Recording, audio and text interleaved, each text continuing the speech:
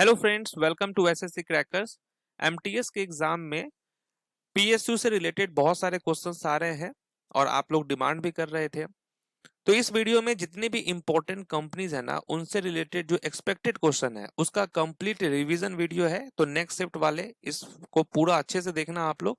चलिए स्टार्ट करते हैं फर्स्ट क्वेश्चन से। पहला क्वेश्चन है कि किस वर्ष में oil and natural gas corporation की स्थापना हुई थी। पता नहीं एसएससी में कहाँ कहाँ कहाँ से क्वेश्चन पूछ रहा है। चलिए कोई नहीं, इस क्वेश्चन का राइट आंसर होगा 1956।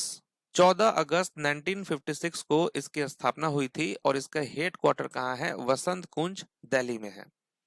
नेक्स्ट है कि महारत्न, नवरत्न और मिनी रत्न का दर्जा किसके द्वारा केंद्रीय सार्वजनिक क्षेत्र उपक्रमों को दिया जाता है? किसके द्वारा? तो आप कहेंगे डिपार्टमेंट ऑफ पब्लिक इंटरप्राइजेस। तो ध्यान रखना है, इसका फुल फॉर्म भी आपसे पूछ सकता है कि डीपीई का फुल फॉर्म क्या होता है? Department of public enterprises. ठीक है, और ये फंक्शनिंग करता है under the ministry of finance, confers the Maharatna, Navratna and mini Ratna status to central public sector enterprises. Hindustan aeronautics limited is headquartered in which city? कहां पर है इसका मुख्यालय हिंदुस्तान एरोनॉटिक्स लिमिटेड का? तो आप कहेंगे बेंगलोर में है। ध्यान रखना है, इसकी स्थापना 23 दिसंबर 1940 को की गई थी। किसके द्वारा? वालचंद हीराचंद के द्वारा, एज हिंदुस्तान एयरक्राफ्ट लिमिटेड। बाद में इसका नाम चेंज हुआ। किसी सार्वजनिक क्षेत्र उपक्रम में केंद्रीय या राज्य सरकार का न्यूनतम कितना प्रतिशत भुगतान की गई पूंजी होनी चाहिए? ठीक है, in a public sector undertaking the central और state government must hold at least what percentage of paid up capital? तो आप कहेंगे 51%। याद रखना है 51%। When was steel authority of India limited established?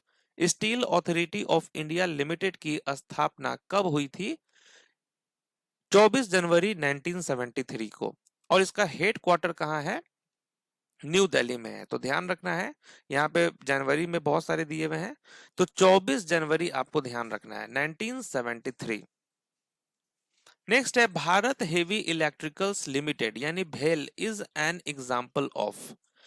भेल जो है ये किस प्रकार का उद्योग है? तो ये एक पब्लिक सेक्टर है, सार्वजनिक क्षेत्र।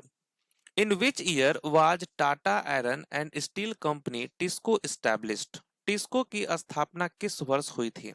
राइट आंसर होगा 26 अगस्त 1907 को।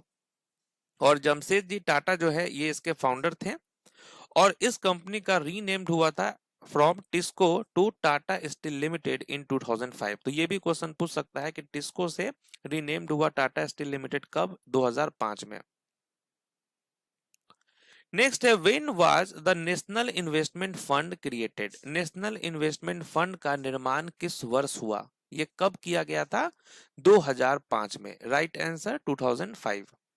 When the was airport authority of India granted mini Ratna status? Airports authority of India यानी एएआई को मिनी रत्न दर्जा कब दिया गया? ये कब दिया गया था? 2009 में। ध्यान रखना है 2009। नेक्स्ट है where is Khetri copper complex located? Khetri copper complex कहाँ स्थित है? ये आपका राजस्थान में स्थित है। Right answer Rajasthan. When was Hindustan copper limited incorporated? Hindustan copper limited को कब शामिल किया गया? कब शामिल हुआ? 9 नवंबर 1967 को। ध्यान रखना है 9 नवंबर 1967। The headquarters of Minerals Exploration Consultancy Limited is located in? Mineral exploration consultancy limited का मुख्यालय कहाँ स्थित है? ये है नागपुर, महाराष्ट्र में। और ये कब एस्टैब्लिश्ड हुआ? 1972 में। इंडियन ऑयल कॉर्पोरेशन लिमिटेड यानी IOCL is classified as? Indian oil corporation limited किस श्रेणी की कंपनी है? ये है महारत्न। ठीक है, याद रखना है महारत्न। अब यहां देखिए बहुत इंपॉर्टेंट इंफॉर्मेशन है इसमें कि टोटल कितने महारत्न कंपनीज हैं। तो 14 आपको ध्यान रखना है। कितने हैं? 14। अब कौन कौन से हैं तो इसको जरूर आप ध्यान रख लेना। Bharat heavy electricals limited, BPCL, coal India limited, GAIL हो गया, हिंदुस्तान एरोनॉटिक्स लिमिटेड, ठीक है 2004 में इसको ऐड किया गया है, Hindustan petroleum corporation limited, Indian oil corporation, national thermal power corporation यानी NTPC, oil and natural gas corporation, oil India limited, power finance corporation, power grid corporation of India, rural electrification corporation, steel authority of India. तो ये total 14 महारत्न company है। आपसे exam में पूछ सकता है कि इनमें से कौन महारत्न कंपनीज नहीं है, ऐसे भी पूछ सकता है। तो पीडीएफ से जब आप इसको रिवीजन करेंगे तो इसको एक दो बार ध्यान कर लेना। नेक्स्ट है what does PP stands for. PP का पूरा नाम क्या है? तो आप जानते हैं इसका फुल फॉर्म होता है public private partnership. Right answer option number B. As of early 2026, how many CPSEs in India are classified as mini रत्न? ठीक है, तो मिनी रत्न के रूप में कितने जो हैं वर्गीकृत? तो आप कहेंगे ओवर 70। ठीक है, 70 से अधिक। 2026 की शुरुआत तक भारत में कितनी केंद्रीय सार्वजनिक क्षेत्र उपक्रम मिनी रत्न के रूप में वर्गीकृत है? तो 70। What is the maximum investment limit for category 1 mini Ratna CPSE without government approval? Category 1 mini Ratna के लिए सरकार की मंजूरी के बिना अधिकतम निवेश सीमा क्या है? निवेश सीमा है 500 करोड़, याद रखना है 500 करोड़। नेक्स्ट है कैटेगरी 2 मिनी रत्न सीपीएसई के लिए सरकार की मंजूरी के बिना अधिकतम निवेश सीमा क्या है? तो कैटेगरी 2 में जो है इसमें अधिकतम है आपका 300 करोड़।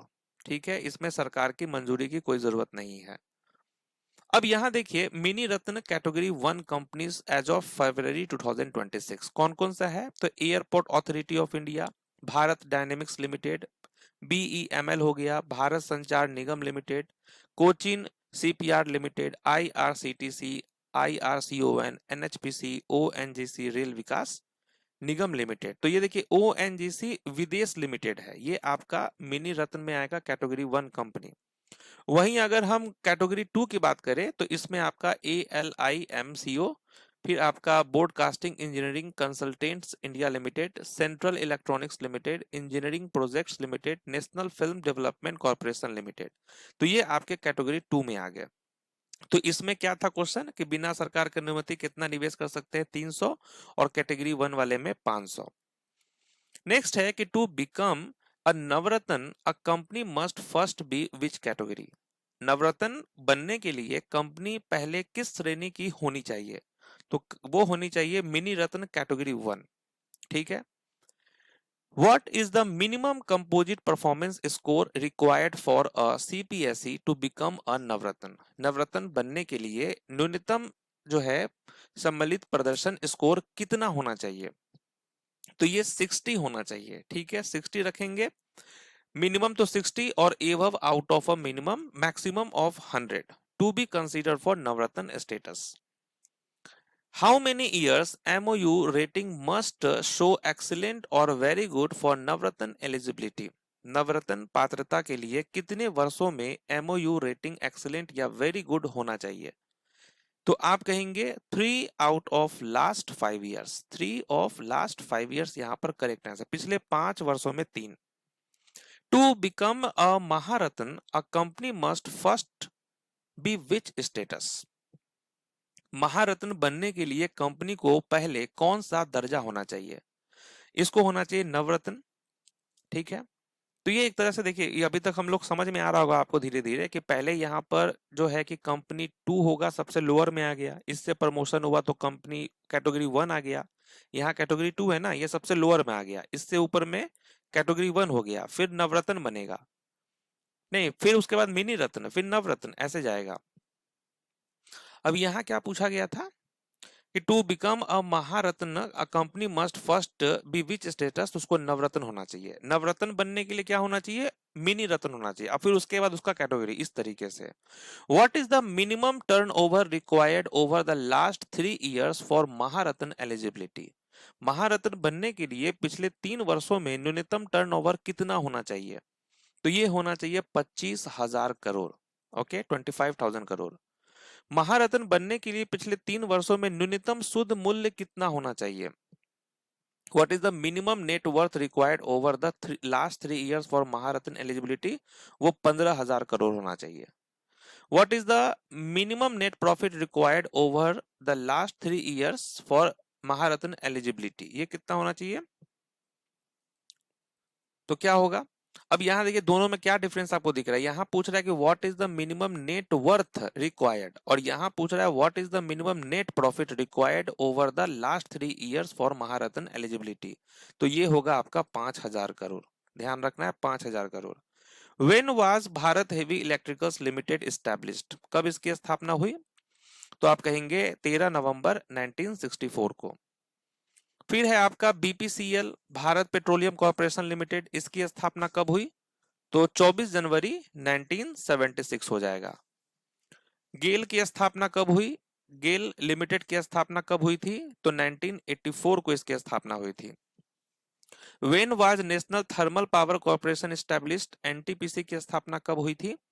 तो ये 7 नवंबर 1975 को हुआ था, और महारत्न का स्टेटस इसको 2010 में मिला। नेक्स्ट है when was power grid corporation of India limited established, इसकी स्थापना कब हुई? तो आप कहेंगे 23 अक्टूबर 1989 को हुआ था। ठीक है, यहां बी नहीं होगा, ए होगा, या 89। 23 अक्टूबर 1989, यहां पे गलत लिखा हुआ है, 85 कर लीजिए इसको। 23 अक्टूबर 1989। नेक्स्ट है कि when was rural electrification corporation limited established, REC, इसकी स्थापना कब हुई? 25 जुलाई 1969 को। फिर आपका सेल की स्थापना कब हुई? स्टील अथॉरिटी ऑफ इंडिया, इसकी स्थापना 24 जनवरी 1973 को हुई थी। तो यहां पर देखिए एक और टॉपिक का हम आपको रिवीजन करा दिए, ट्रेंडिंग टॉपिक्स का। ठीक है, तो इसको अच्छे से आप देख लेना। बाकी जो है आप लोग जो पूछ रहे हैं कि अब आगे क्या पढ़े नेक्स्ट शिफ्ट वाले, तो आप लोग देखिए आपके हाथ में कुछ भी नहीं है, अलग अलग टॉपिक से क्वेश्चन आ रहा है। मेरी तरफ से तो पूरी कोशिश है कि हर एक टॉपिक का रिवीजन हम करा दे, लेकिन मेरी भी कुछ एक सीमा है, हम भी कितना मेहनत करें। ठीक है, तो क्योंकि तो फिर मेरा लास्ट सजेशन यही है कि जो भी वीडियोस बन रहा है ना उसको फॉलो करते रहिए, और जो ये प्लेलिस्ट है इसको पूरा वीडियो देख जाइए आप। मिलते हैं नेक्स्ट वीडियो में, तब तक के लिए ऑल द बेस्ट।